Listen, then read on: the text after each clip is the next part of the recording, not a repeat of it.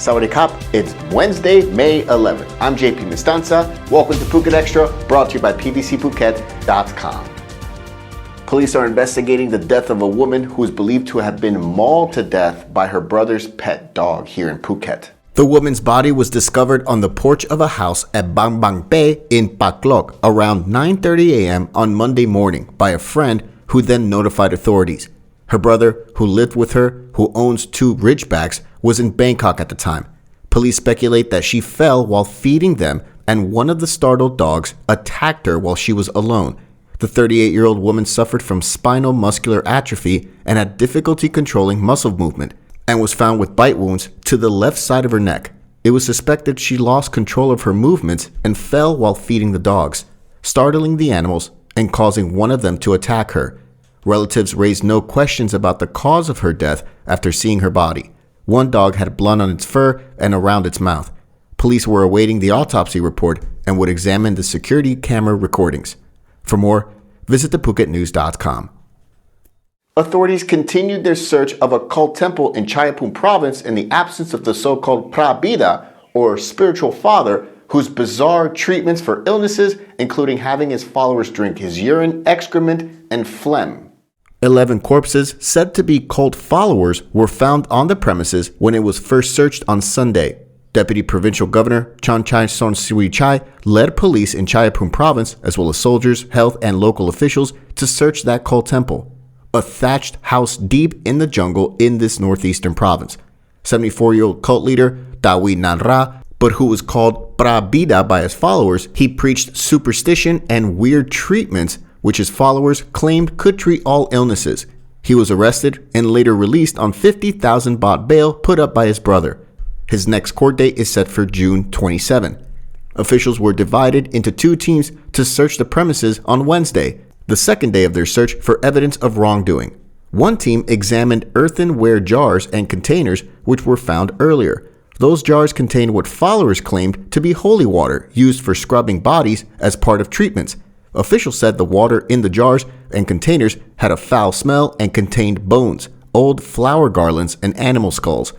The other team inspected an area used for food production. They found fermented fish, dried squid, and rice crackers without labels of approval from the Food and Drug Administration. Followers of the cult leader were seen taking those products to a pickup truck for sale to stalls at villages in nearby areas. Local police were still gathering evidence before deciding whether to press additional charges against the cult leader. For more, visit the link in the description.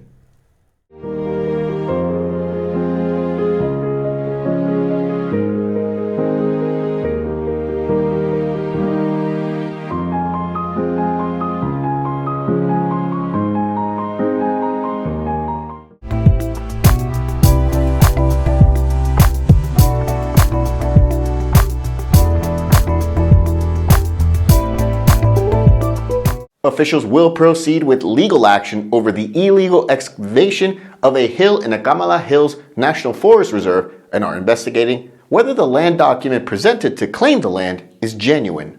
It all began last week after it was reported on Isra News that construction was taking place in the Kamala Hills, but by the time officials arrived to first inspect the site last Friday, all heavy machinery had already been removed.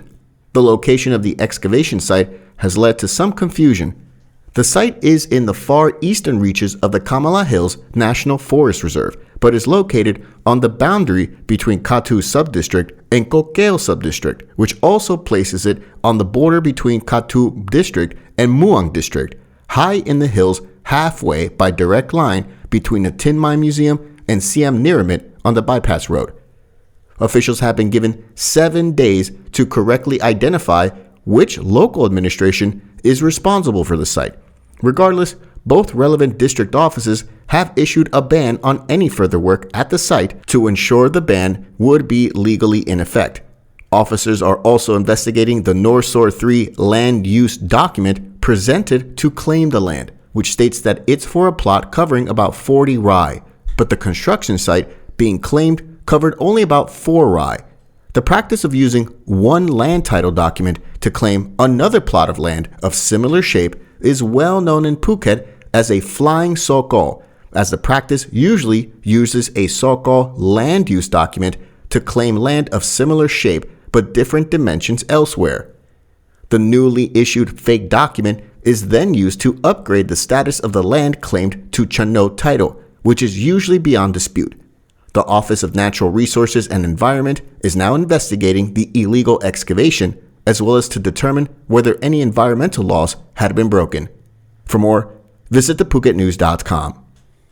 Commerce Minister Jurin Laksanawisit admits that certain products will be allowed to increase their prices because of higher oil costs, which directly affects production costs and transport fees. However, he pledged the ministry will try its best to supervise and maintain consumer goods prices to ensure a minimal impact on consumers, and vowed to maintain the price of cooking palm oil at just over 66 baht per bottle as long as possible to prevent any impact on consumers. The move comes as the Prime Minister indicates that the government will likely extend its diesel price subsidy program that is due to end on May 20th, as high diesel prices are impacting many other products including cooking oil, animal feed, and fertilizers. The cabinet will keep the excise tax cut in place to help mitigate the impact of soaring inflation. The cabinet also set aside 1.272 billion baht for a new household electricity price subsidy program due to run from this month until August. For more, visit the link in the description. Thanks for joining us on this Wednesday edition of Phuket Extra, brought to you by pvcphuket.com. Join us again tomorrow on One Palihat. Until then, stay classy, Phuket. Phuket's rapid modernization has made it one of the world's premier holiday destinations. Investors can still buy quality condominiums for as low as $75,000, and luxury properties can go all the way up to 20 million. Condominiums in Phuket are a safe, secure bricks-and-mortar investment offering foreigners freehold ownership.